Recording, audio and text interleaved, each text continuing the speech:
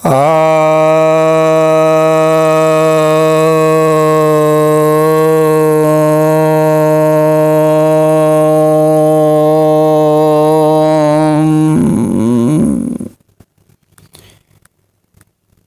भक्तजनों को सप्रेम नमन। भक्तों, आज मैं आपको रोग प्रतिरोधक क्षमता बढ़ाने के लिए क्या करना चाहिए, कौन सा काढ़ा इस्तेमाल करना चाहिए, यह बता रहा हूँ। फिर इसके बाद योग भी बताया जाएगा, जिसके जरिए आप अपनी इम्यूनिटी को बढ़ा सकते हैं। हम लोग के शरीर में बोन मैरो में जो सेल्स होते हैं वे इम्यूनिटी को बढ़ाते हैं, और हम लोग का जो लिम्फेटिक सिस्टम होता है वह भी इम्यूनिटी को बढ़ाता है। तो पहले वाले को इन्नेट इम्यूनिटी कहते हैं, दूसरे वाले को एक्टिव इम्यूनिटी कहते हैं।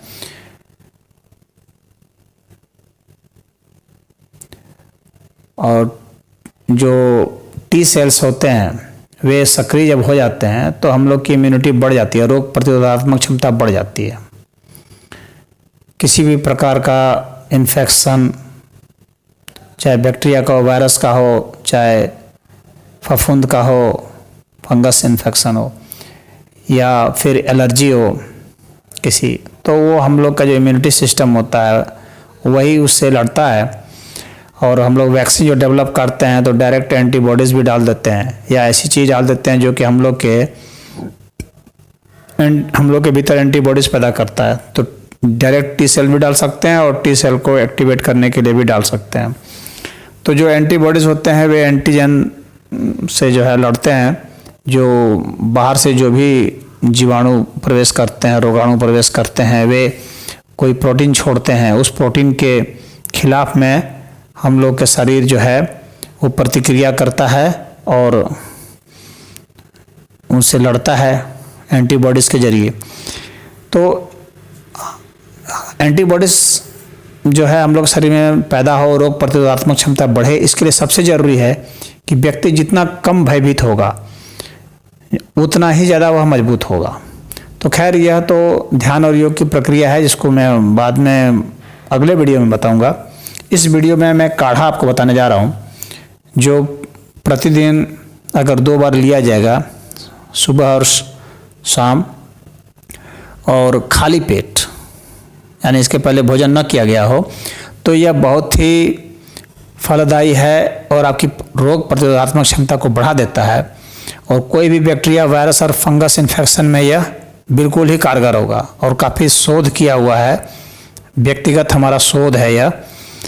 तो इसको मैं आप लोगों को यहाँ बताना चाह रहा हूँ। आप लोग इसका प्रयोग करेंगे और देखेंगे कि यह कितना लाभकारी है।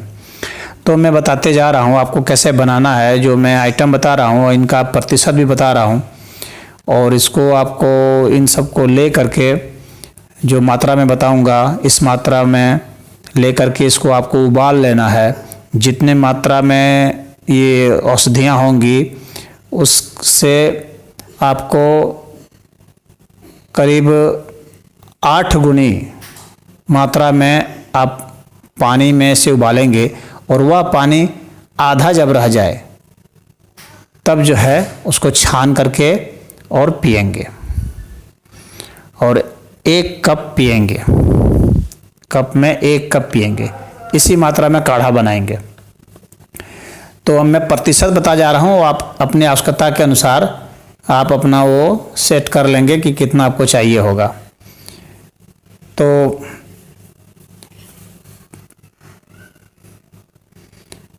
पहला जो है मैं नाम बताते जा रहा हूँ, उसके बाद उसके साथ ही प्रतिशत भी बता रहा हूँ। देवदारू 2%, केसर 1%, गिलोय 10%, काली तुलसी 5%, हल्दी 5%, सौंफ 5%। और ये जो सौंफ है, ये जो बड़ी बड़ी सौंफ आती है थोड़ी, वो वाली सौंफ होनी चाहिए।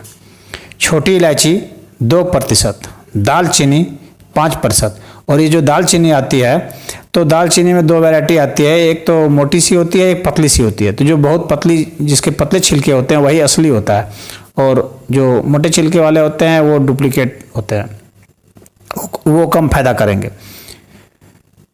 लौंग 2%, अदरक 5%, पान पत्ता 5%।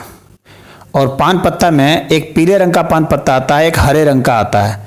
तो आप जो हरे रंग का पान पत्ता आता है उसी का प्रयोग करेंगे, पीले रंग का जो पान पत्ता आता है वह नहीं।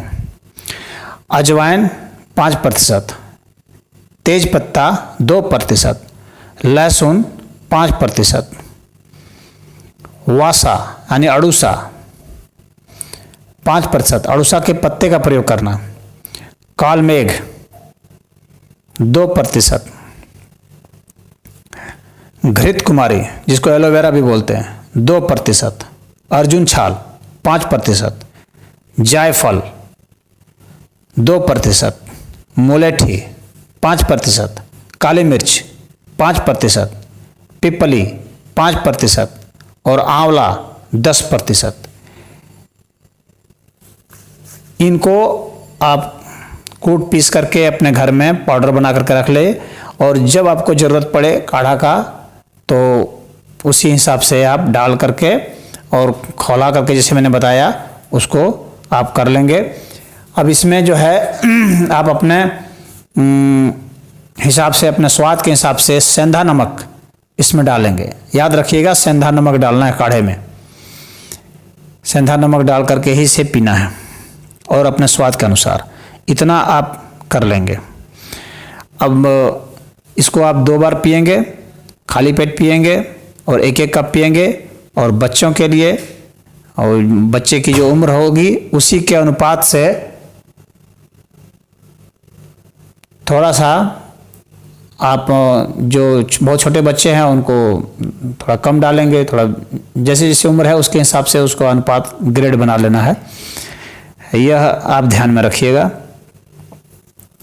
और इसको अगर हम पिएंगे तो सर्दी, खांसी, जुकाम, बुखार, एलर्जी, किसी तरह का सूजन वगैरह जितना कुछ भी है ये दूर हो जाएंगे, और किसी प्रकार का इन्फेक्शन और नहीं होगा। इन्फेक्शन हुआ है तो दूर हो जाएगा, और इसका प्रभाव बहुत त्वरित प्रभाव होता है। मात्र 15 दिन में आप देखेंगे कि आप जो है आप बहुत स्ट्रांग हो गए। और इसके साथ यदि योग होगा तो क्या कहने, फिर सोने में सुहागा होगा। तो योग का वीडियो मैं आपको कल बताऊंगा, और इसके साथ वह जब चलेगा तो आपकी जो रोग प्रतिरोधात्मक क्षमता है ये बहुत ही बढ़ जाएगी। ओम हरि। इस काढ़े के अलावा